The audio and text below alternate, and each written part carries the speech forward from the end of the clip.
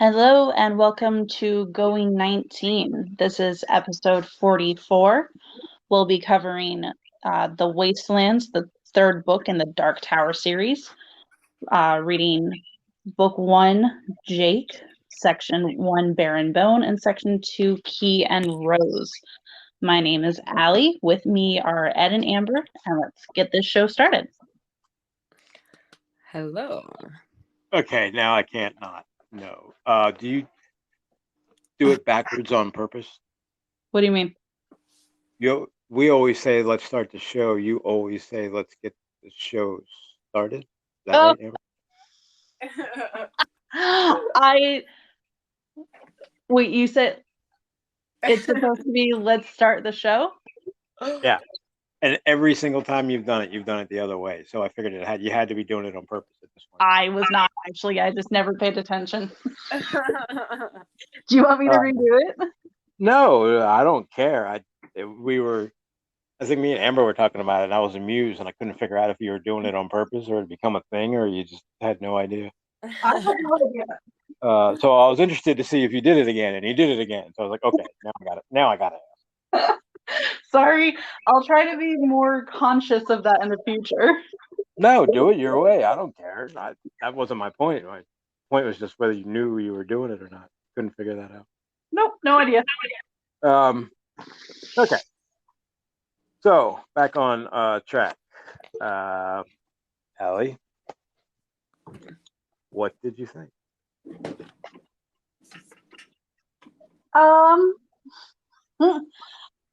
I do like it, and it started moving more quickly than I thought it would, which was a good thing because at the very start of it, like when it opens with Susanna just shooting at the stones, it really was not holding my attention, and I could not tell you why, but I had a harder time getting into this book than I did the last one.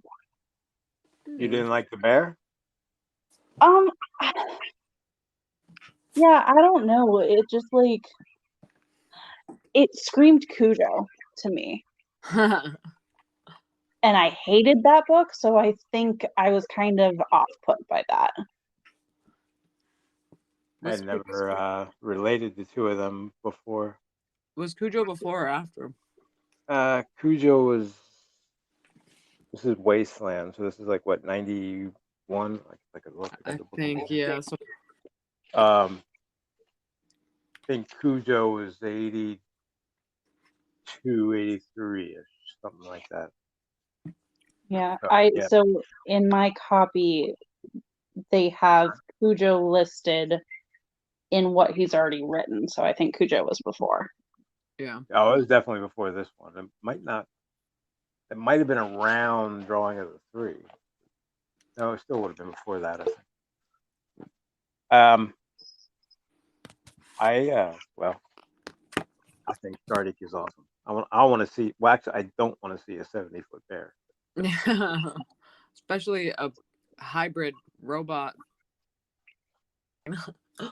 Yeah, like a hybrid robot demon possessed. Like a parasite infected bear sounds absolutely piss your pants terrifying. Right, that didn't grab you, huh? I mean, it did, but it didn't. I don't know. Well, remind me not to do Cujo. If you, I mean, you guys are more than welcome to do Cujo. I just might sit out on that one. It's not even on my radar. So yeah. Cujo is also not one of my favorite books because nothing really happens. It's just about her in the car and what she's thinking about. So of course you have to create drama. So he does the whole family drama thing through the whole book. Oh wait, is it the ending that you don't like? It's just kind of everything about that book. Do the animal thing again, is it? For sure, yeah, that has part. That's a big part of it. But we're not here to talk about Cujo. We are here to talk about Wastelands. So, that was our episode episode of Cujo. Stay tuned next time. Well, Okay. After that, especially the part where it starts getting into what happened with Jake, love that. yeah, I love Jake. That's what I was saying without trying to say last time. I was like, "Oops." He's definitely Yeah, coming but back. the first chapter is called Jake, so it's kind of a giveaway, right? Yeah. Yeah. I mean, for me, this book, like the shit just kind of started right away, and it hasn't stopped yet. I'd say Jake is probably the slower part of all of it. Some of the Jake parts, maybe because I've read it before, I'm like, okay, you're right, we get it. He's going crazy too, so can we just move on? Yeah, but that's the part that like makes it a great Stephen King book, because I kind of agree with Allie where it's like Shardik is cool and it's exciting and you learn so much about the history of Roland's world, which is exciting. We have to get into all of that. But there's just something so familiar and so comfortable about like when you get to Jake's part and all of that. It's so classic Stephen King, and like we know Jake and we know what happened and we're just like, I'm rooting for him, and I love it. I definitely think that's a better part. And I don't know if I would say, I guess it's slower because there's less action, but the whole like going to the tower, there's like the tower part and then there's the people part. So the people part is always more interesting. Yeah. Well, and I kept trying to figure out too, like, oh, he's going crazy, so maybe, this is parallel with Roland, and then he starts having everything become clear, and it's like Eddie's dream. And I'm like, okay, so where is this in their timeline relationship? And I liked connecting those pieces, and it was just satisfying. Well, it's a good thing you like that, because there's a lot more of that going. Oh, good. What pieces? Connecting people in the timeline and their different times. Yeah. There's a lot of also, I think the last episode we talked about the Charlie the Choo Choo train. Yeah. And I did not. Okay, so Ed, when I read that at your house, I did not realize that Stephen King had actually written that. Oh, I thought I tried to explain that. Maybe I didn't. Right. Well, there's 3 people that wrote it, I guess. Well, technically, Stephen. Well, it took me a while to actually figure that out. I couldn't decide if he wrote it or. And then when like never mind. Yeah. It at some point I began to figure it out, and then it's just Stephen King. But the fact that you can actually buy the book, I thought. I have it in front of me now that you mentioned it. Mine's upstairs. But see, the book is perfect because Jake, how does he describe it? I'm not anywhere near that part. But the anthropomorphic face, and he didn't trust it, and it was smiling, but it was evil. Like when you look at the picture on the book, you're like, yes, that's exactly. Now I get it. Oh yeah, for sure. Like I looked it up on Amazon again because I was like, oh my gosh, like. That was cool. When you were like, wait a second, I've read that book. Yeah. That's funny. So yeah, you actually had no clue at the time what it was actually. Yeah, it was again connecting dots. And I like puzzles. Oh yeah. Well, like Amber said, there's more coming. Don't worry. Yeah. I hope you like riddles. Well, right. And I hope you don't like the answers. Like, why couldn't you go buy a different riddle book that had the answers? It had to be that one. Because it's not how.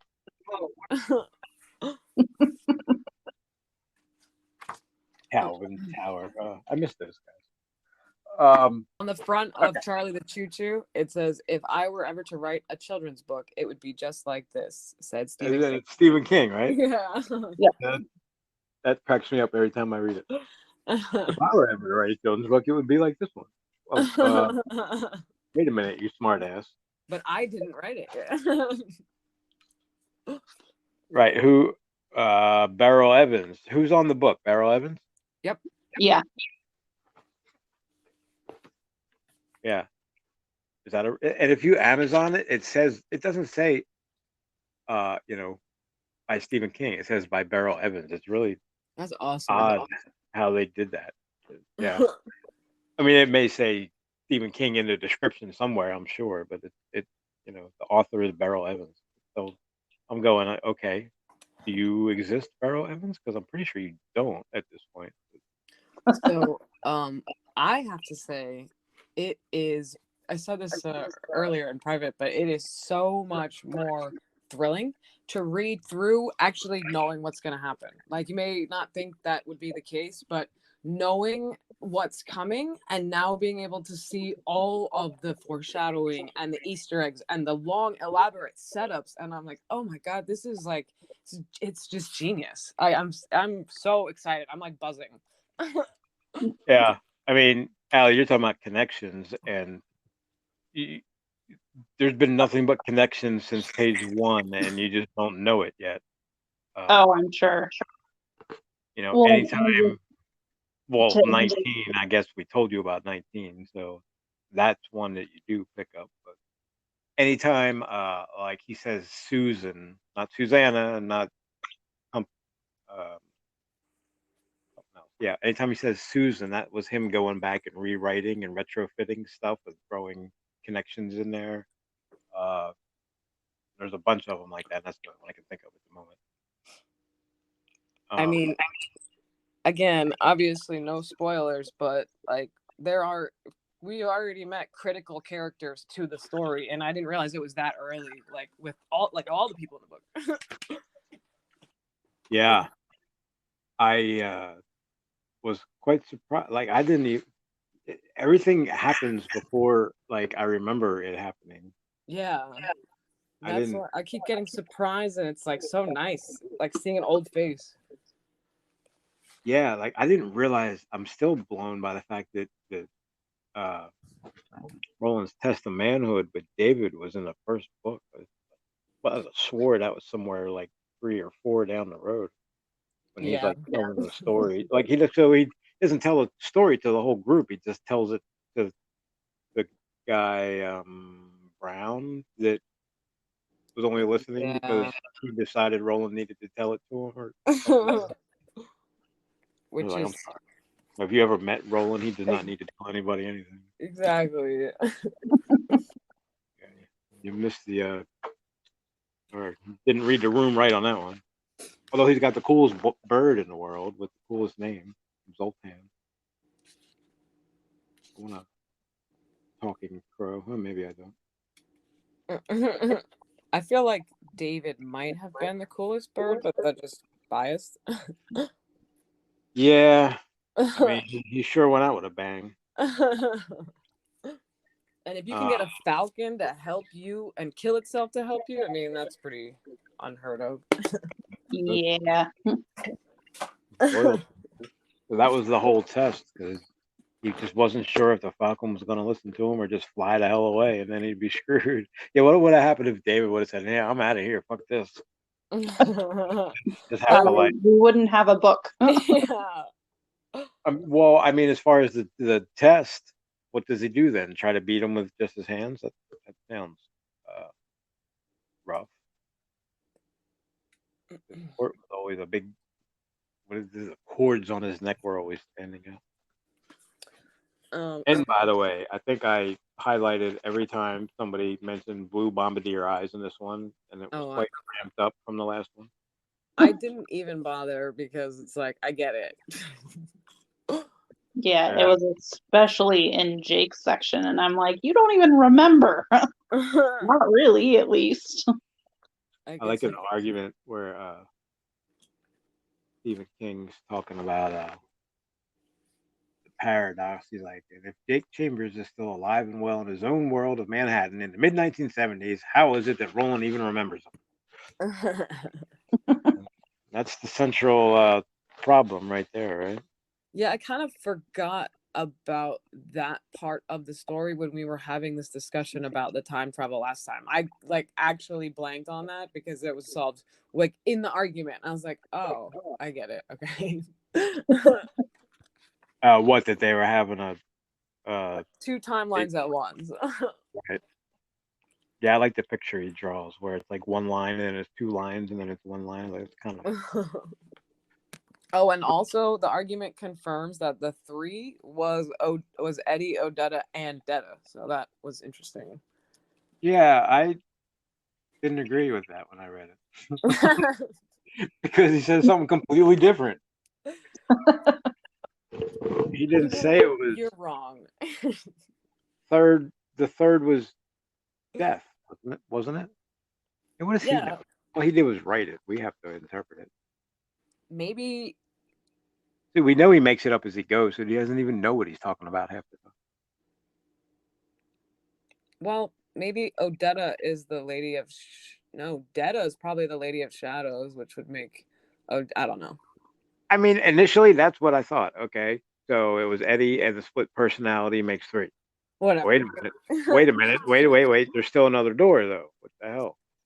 Yeah. So the third door didn't draw anybody, just got Jack Mort killed and split timelines. Yeah. I mean... The third door was to make shit even more confusing. Oh, maybe the third. Maybe you can't have Jake come back without the third door. Maybe that was the purpose. Because if he saves them, then he can live, and if he lives, well, that would kind of make sense because the third door is death, but it's like anti-death. It's not death. Life. Well, yeah, it is death, but it's death for the killer, the other person. Yeah. Death for the killer, not death for the boy. Not for you, Gunslinger. He doesn't define it, but I just want to mention page 28. The bottom is the first mention of the Billy Bumbler. I think they mentioned one in Gunslinger, didn't they? Maybe you might be right. But do we have the same book? Hold on, let me see. He keeps throwing it out there without getting into it. Yep, I got it highlighted. Billy Bumbler, same page as the Honkma files. Forget why I highlighted that. Oh, because I was laughing at Roland's looking at Detta or Susanna, whoever the hell she is. And he's admiring her, I guess, and he thinks not for the first time that the Honkma files of Susanna's land must have been either very brave or very stupid to cross her wheelchair. I like how he takes the slang and in Roland's mind turns it into an actual, group of people that would exist. Oh, I love when he does things like that. Like he'll randomly capitalize thoughts or like, italicize things, and it's a very I don't know, a good way of. Yeah, I almost want to go back and read him getting the ammunition again, because there was so many little things like that he did because he didn't quite understand, what was going on. So his interpretations were they were funny. Well, I wrote down page 34. I don't know exactly where, but I said he capitalized "watch out." Oh man, I don't know if I can find that. Watch Me is the game they play, I think. No. So Henry's Eddie's talking about when Henry used to watch him, and he's like, the biggest reason, why he had to put up with it was because Henry had to, in capital, watch out for Eddie when Mrs. Dean was at work. So it's like it has so much more meaning than just what it actually says. Oh yeah, I like that when he does things like that. That's yeah, he's really scarred by. I guess Henry really gave him shit for carving wood when he was younger, because every time he even thinks about it, all he hears is Henry calling him a little baby. I mean, I've definitely seen toxic masculinity in action before, so I could believe that. The fun part, I think the most telling part there was,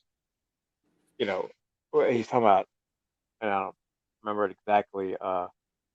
All Henry had given up the one thing that Henry and their mom agreed was how much Henry sacrificed for Eddie, and so Eddie saw it as his job to never be better than Henry at anything. The problem was that Henry wasn't good at anything. Yeah, that was so sad. Yeah. Oh my God, his psyche is so damaged. No wonder he was an addict. It does lend credit to the theory that his life is much better off now. Yeah. Yeah, Stephen King does a good job of like not just his showing that his life was a mess like at the time. It obviously was. But the whole it was whole, years long buildup of bad to worse and worse. I don't know my point. As it usually is, yeah. Yeah, it's very realistic the way he's Eddie is, uh, where he comes from and why he's almost instantly okay with this whole kidnapping scheme of Roland's. To the point that at one point he says something like I highlighted it obviously, but he realized that he meant see the tower now or die trying, something like that. Yeah.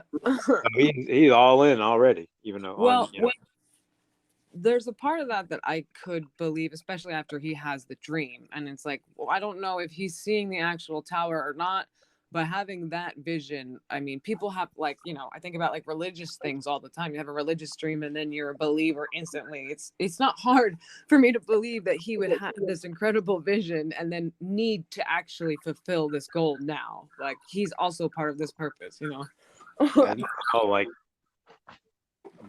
well, I'm not gonna. How several different religions may or may not have gotten started by somebody having a vision.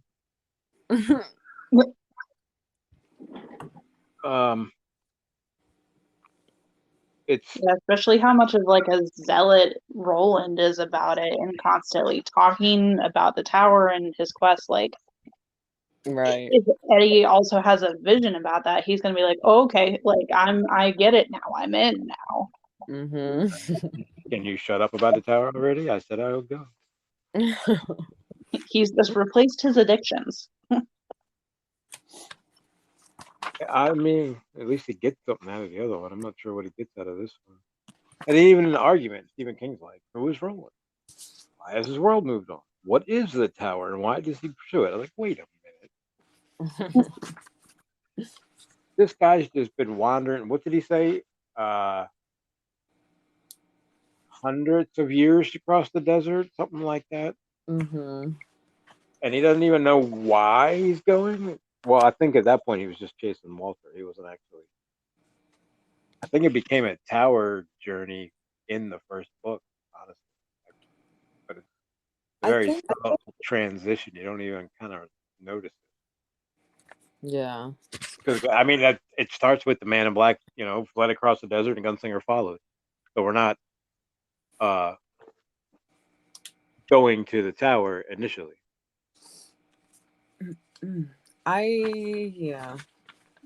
We think we talked about this, and I cannot believe I don't remember, but I felt like because he had a conversation with people or something before he left, and I think we thought it. I don't remember now. I'm not gonna say. What in Soul? No, I don't. No. Like he was reflecting on when he left Gilead, but it doesn't matter. I like how Eddie all of a sudden he's like, "Wait a minute, Henry's dead. It says he was free. He never has to listen to Henry saying because he really hasn't had time to process that. Yeah, that's what I was thinking. He's still in shock. I mean, it's only what. Well, wait, how far ahead are we now? Did we do a time jump? At least a couple of months, right? Because they're like, both gunslingers now. Yeah. They're both gunslingers now, and Roland doesn't have the physical infection anymore. So he had to have had time to heal. Right. So I guess he's processing it now. So Henry didn't exactly die in a very, it wasn't like that was not traumatic. Cradling his head in his hand, I think, and crying and like, An annoying Amber. right? Just get over it already.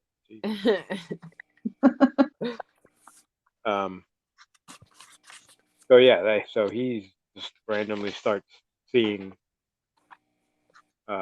pieces of wood, and what does it say? Beating heroin was nothing compared to beating your childhood.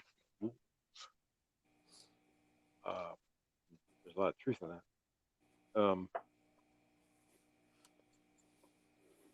And then,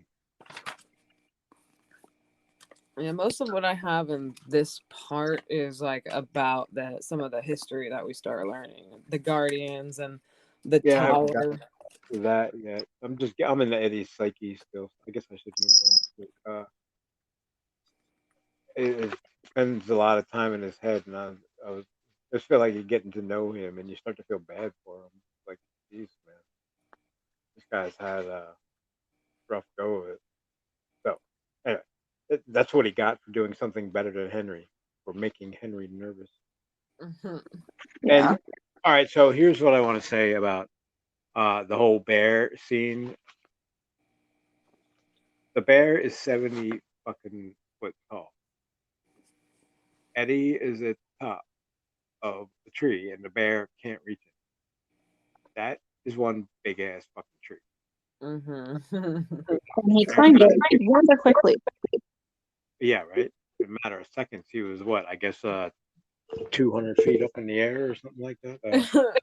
No, the bear's 70 foot. So if he swings an arm, that's another what, 30, 40 foot. Like I was just going, no, there's no way he's.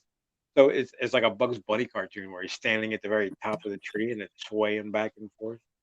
I just kind of had a problem with him going up and getting away from a 70-foot bear. Because Jesus Christ, you know, King Kong was 25 feet.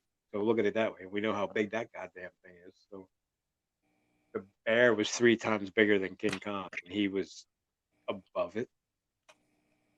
That's pretty goddamn high up in the air. So Eddie must not have been afraid of heights. Yeah, and I'm with Eddie. Roland's kind of an asshole with the whole. Well, just shoot her. Just shoot it. He's like, oh my god, I can't do it. He's like, well, do it or don't. Like, when this is over, I'm gonna fucking kill you next. Are you talking about when they get to the like lair or whatever? Well, originally I'm talking about Susanna and the bear. And then when Eddie has to do it with not the sneeches, whatever he calls them. Actually, I don't know. The metal guardian robot, the guardians of the guardian, I guess is what they are. Yeah.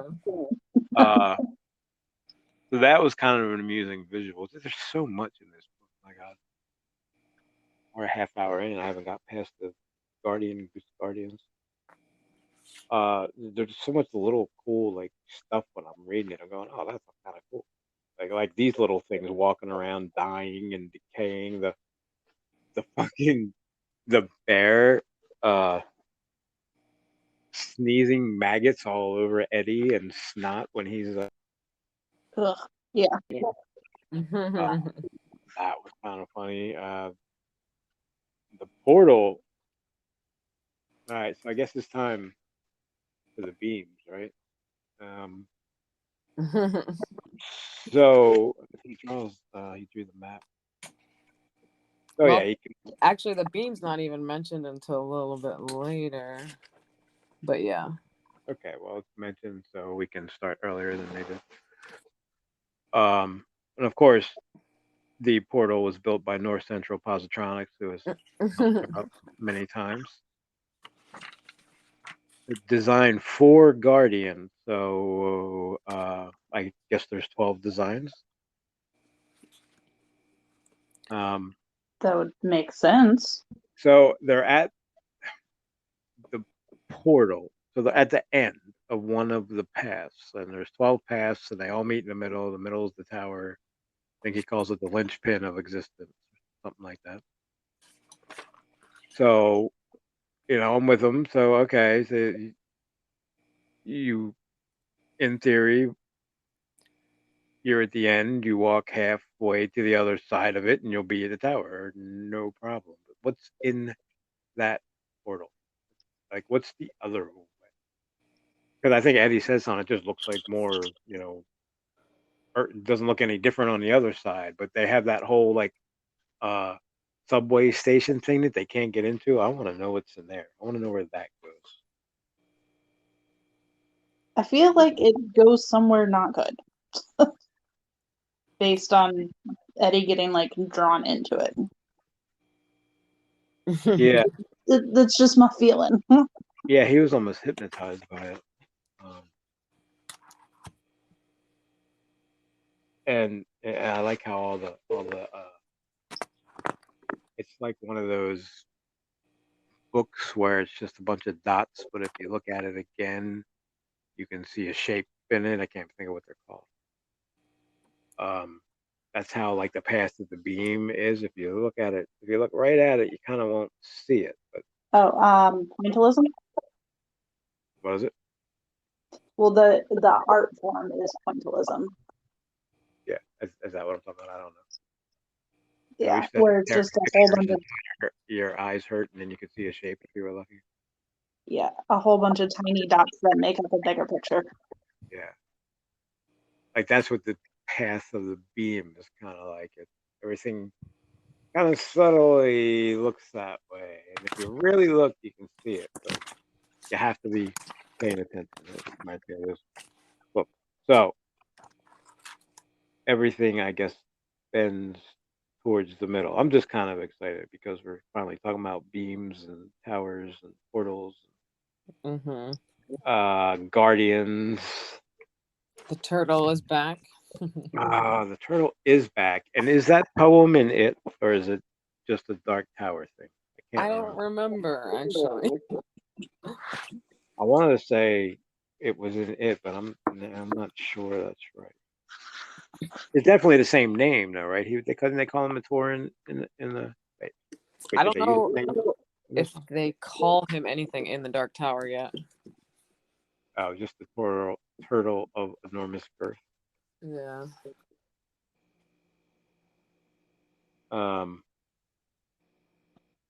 Yeah, and it was almost like he was all over the place with the bear. Like he didn't know what he wanted it to be, whether that was a robot or an organic clone or a cyborg. So we just kind of threw a little western, a little sci-fi. Like let's make them half robot. We'll give them something they can shoot at to kill him, but at the same time he's gonna bleed. Like Susanna says, when I shot it bled.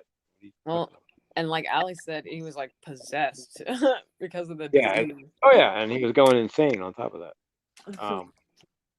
And if he was part, I don't know, metal, well, he was part metal because he had that stupid thing on his head. So that was probably, I mean, based on the condition of the things that were guarding him, that was probably corroding as well. Okay, so enough of the bear. I'm trying to get past that. I like the bear. I like Shardik. So then we have the gunslinger's credo, I guess is what you would call it. Yeah, I like that. I always try to memorize it, and I haven't yet somehow. Never decide. There's something about it that I'm like, meh. I mean, I like it. There's something in there that makes me, I don't know, makes me seem almost pretentious. And I don't know. I can't identify it. So I guess I should. In the land, they're supposed to be pretentious. Yeah. Like you have to be confident to be that good. That's true. And if you're that confident, do you really want to recite a poem every time before you shoot? Like, It's doesn't that make you? more about And the more you think, the more you're gonna fail. you say it to clear your mind and steady your hand and get yourself ready, not because it's like a battle cry. Yeah, I mean, I know what the book says. uh, Well, let me know how it goes when you're a gunslinger. well, I could be the last gunslinger for a while. He did it, right? He just makes gunslingers like, they're rabbits.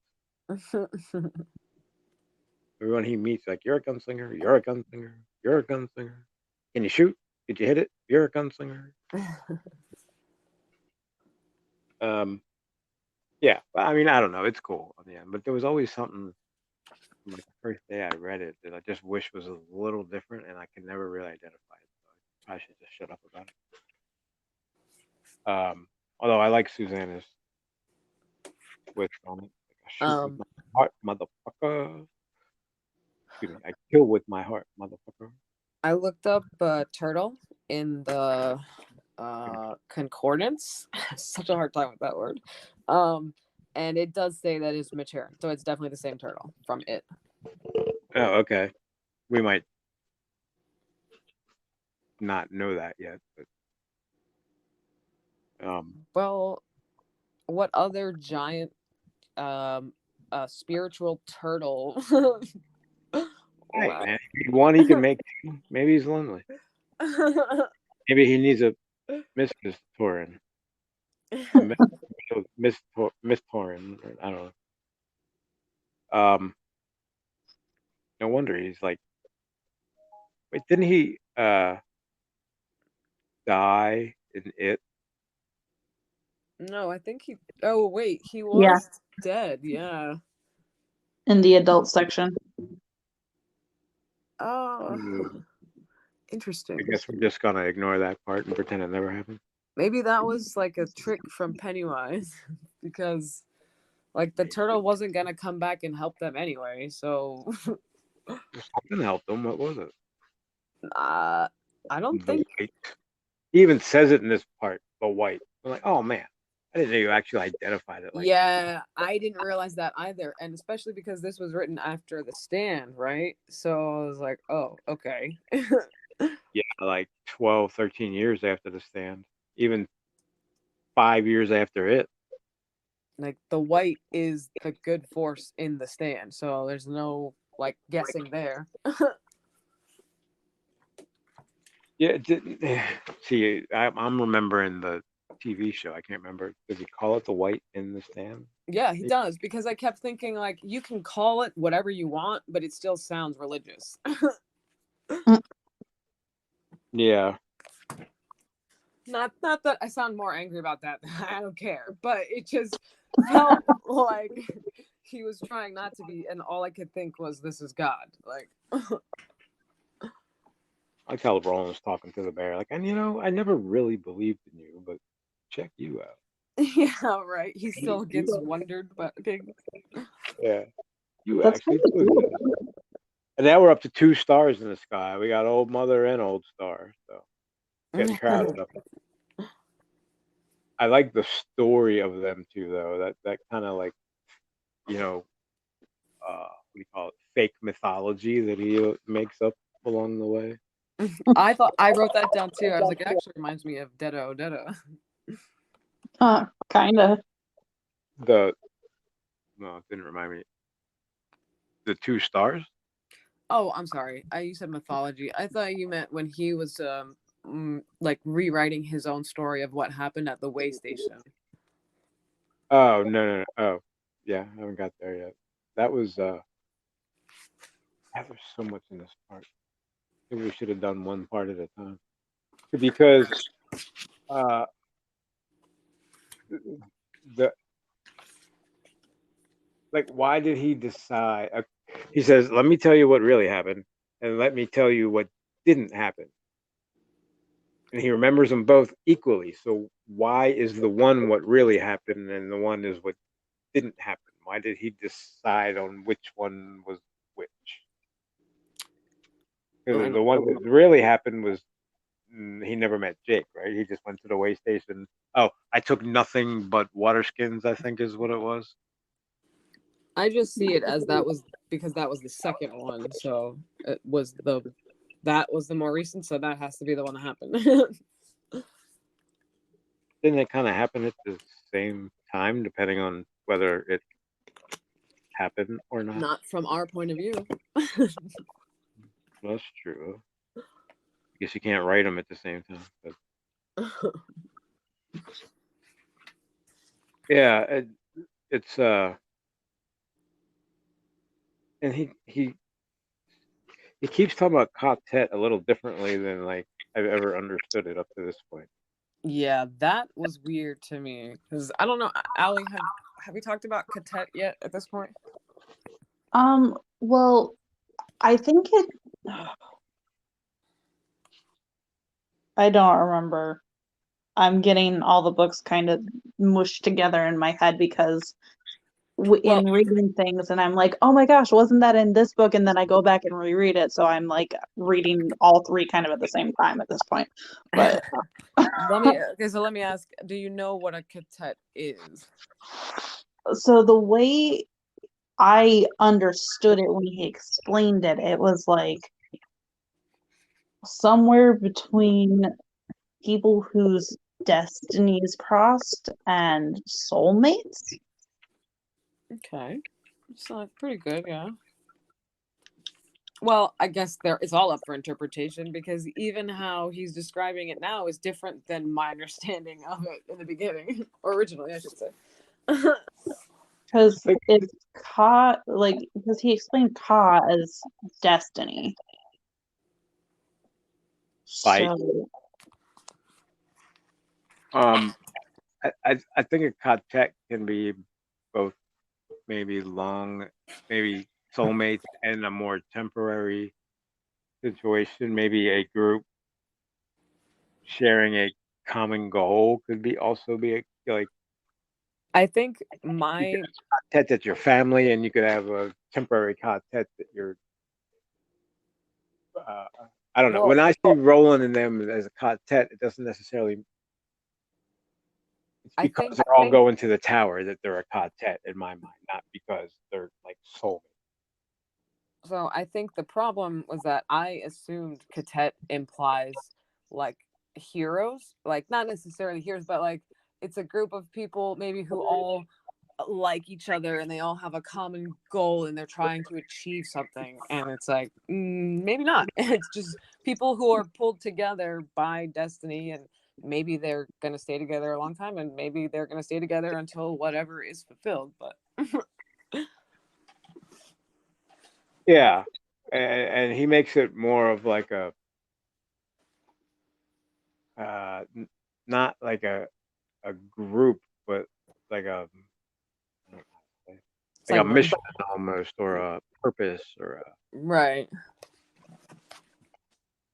Yeah, so I think. Well, but isn't that just what Ka would be, anyways? So people centered around a goal or a destination or destiny. Well, again, I think that's why it was my fault in assuming it differently, because my quartet, the only example I remember thinking really of quartet is these people, on the way to find the tower. So it never occurred to me that it's just the fact that they do all happen to, get along or whatever is just coincidental. Like it's pure destiny. Yeah. Because didn't he? Well, no, because he discussed Ka for the first time in the drawing of the three. But I thought, and maybe I'm just making shit up at this point, but I thought he said like he and Jake and the Man in Black were kind of a cut. I think he did, yeah. Yeah, he did. Yeah. He said so Jack that was one version, and then he and Eddie and Susanna are a different. Roland will join any quartet. Well, it's not hard when you kill all your other members. Definitely. Right. It's not a good thing for the rest of the people. Like, we're good. I don't think I need him. He's like the last one picked for every event. It's like, why don't you want me on your team? Because you kill everyone. Right. Nobody likes me. Yeah, well, everybody died. Death, but not for you. The drawers are the wastelands. Interesting. Yeah, we actually get a definition there. Yeah. Like I said, we knew that was familiar, but I couldn't figure out why. It was, and I kind of forgot about was, so Walter says, "Go slow past the drawers, gunslinger." Yeah. Like, boy, the man in black travels with your soul in his body. Wait, oh no, the demon said that, not Walter. Yeah, but it was no, never So mind. what did he mean by go slow past the drawers? Well, What are, in that case? What are the drawers? The Wastelands. I thought it was the mountains. Yeah, it almost seems like it's, yeah, with the slow mutants and all that. Doesn't it say in the book? Well, the end of that chapter, or not, or whatever, section 14 says the drawers are the wastelands. The drawers are places of desolation. Was the final interpretation of that. Right. So that's why I'm like, I guess it could be like a double meaning, but that seems pretty clear. Well, I mean, are we talking about wastelands as an actual physical place or as a metaphorical desolation? I don't know. I never thought of the wastelands as a physical location. I think that's what you're saying it is, right? Me? Yeah. Well, I think it could be a lot of places in this world because the world has moved on. Yeah, the whole world's kind of a wasteland, huh? Think of it. I do. Well, I don't know. It's hard to say. I think there's a part. Never mind. I think there's actual wastelands coming up. You think? But they don't see them up close. They kind of wave as they go by.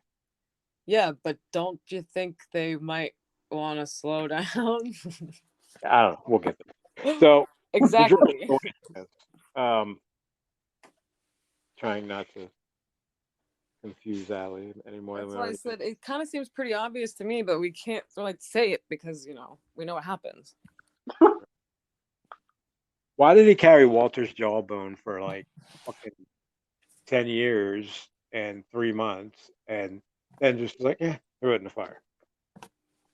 What was the point in that? It seemed like a reaction more than a plan.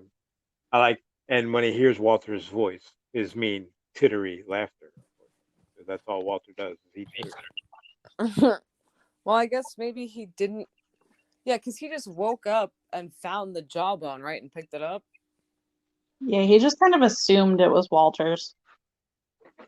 Yeah. And he assumed it was important, and then all of a sudden he's like, man, fuck this thing. I don't want it anymore. Maybe, yeah, I don't know what purpose it was serving. And then, wait, so when he threw it in the fire was when Eddie saw the shape of the key? Is that right? Is that the purpose? Yes. Yeah. He had he said he had to remember the shape and then the rose thing. First the key, then the rose. Behold, behold, the opening of the way to the tower. That little curve shape at the end, that's the key. Mm-hmm. Yeah, so obviously Eddie's gonna have to carve a key where this is headed. 3 inverted V's. Oh, well, the jawbone makes sense. I mean, it only comes up because they're talking about how Roland knows he was there. So it's like, I don't know. Maybe it's the same thing that speaks to Eddie is what tells Roland to just throw it in the fire. Like, this is the time. All right, maybe it's the speaking demon. He's like, ha ha. I always thought that. So I'm in Eddie's dream now. I love the name Tom and Jerry's Artistic Deli. Don't really know what that means. Like I expect it to be fancy looking sandwiches and Or you like know, charcuterie boards. yeah, like a fancy cheese spread on a table somewhere. Um, I don't know. I don't know if these are real places. I think he made sure to say that they actually weren't. But I love the name of that, Tom and Jerry's Artistic Deli. I would go there if I lived Well, there. And it's Tom and Jerry. It's spelled different, but it's Tom and Jerry. My God, I grew up with Tom and Jerry. it's not there anymore. Sorry. What? Oh, is that where that where Jake went? Is that the lot? Yeah. Yeah, it is. And well, skipping ahead, but wow, the Rose showed up, and I'm still nervous. Yeah, right. Even though that thing is like, don't worry, it can take care of itself. And I'm like, can it though? Yeah, I know, right? Can it though? I mean, the Rose. First of all, okay, the Rose is now talking to him. Yeah. Maybe you should go home and get some rest. It's like, it's not.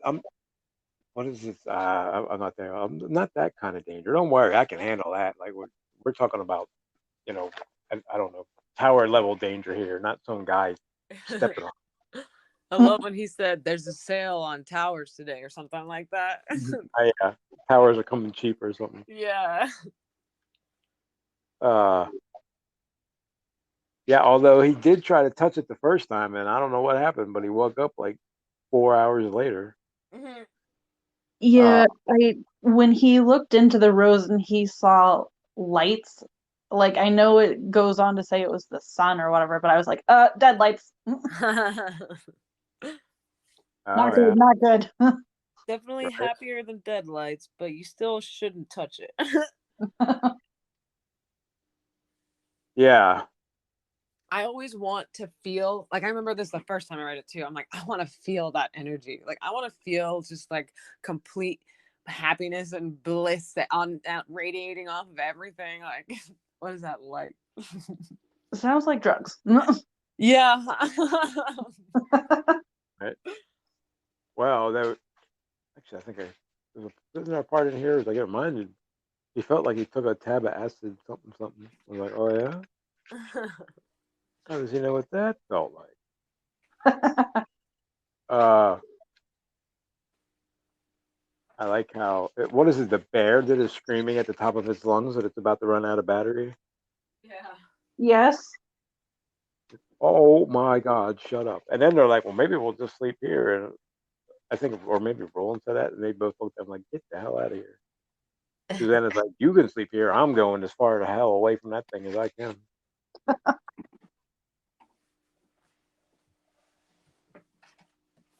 Cuthbert gets mentioned quite often, it seems like, in this part as well. And Elaine. I think he's just mentioning names from his past. Right? He's just throwing shit out there, make connections. There's a physical resemblance between Walter and Jack Mort. Interesting. Is that because Walter was in Jack Mort? So Roland, I guess, identifies that he's now going crazy because of the split. So he's giving away his guns and his knives and all that stuff. Yeah, I'm like, if Eddie and Susanna have thought of something, then Roland has probably thought of it first. Yeah, seems to be that way. And yeah, you might as well just assume that. So anything they could think of to protect themselves, he probably already has thought of as well. Yeah. So giving them the gun is kind of a symbolic. And then when Eddie sees him shoot, like giving him the gun's almost symbolic because he's so damn fast that he could probably take it out of Eddie's hand and shoot him with it if he wanted to. but like when Eddie actually sees him, did he kill the little guardians? Yeah, it was Like, when yes, he got because mad at first because he was like, "You were just gonna let me die," and then or Susanna or whatever, and then he saw how fast he reacted, and he was like, "Oh, okay, never mind." yeah, and Roland the therapist just like, you were never in anything. Yeah, He doesn't, no explanation. But yeah, then he's like, what does he say? He could have eaten a hamburger and taken a nap or something. yeah. He drew. I was like, oh yeah, I guess he was right. I actually wasn't in any danger. Um, and I like how he makes that like the basis for why we say thinking cap, because of these little mutants with their spinning radar dishes. Did you ever hear put your thinking caps on? That's where that came.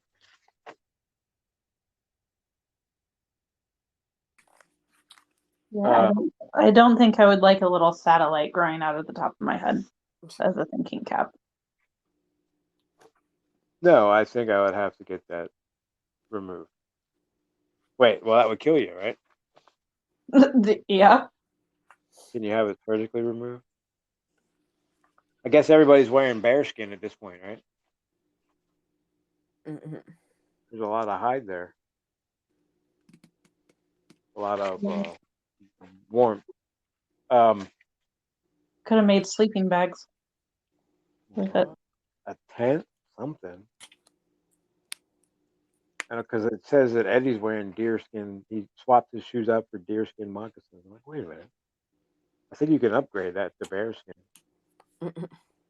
Although with how infected it was, they might not want to touch it. Yeah, possibly. You don't want to. No, that would be the worst part. Like when the fucking bear sneezed on him, just the maggots that are actually, I guess, the parasites that were making the bear go insane. Like, get them off of me. Yeah. I would just fall out of the tree because I would be swatting at them, trying to get them the hell off of me. Forget where I was. Yep. All right, can we move on from the bear, please? Trying. The chapter's really long. Every time I think I'm done with it, there's another part that comes up. We were talking about Eddie's dream. Well, Eddie's dream is in the bear part. Yeah, I know. But the bear's dead. Well, the dream, no. The dream's alive. Dream's never dead.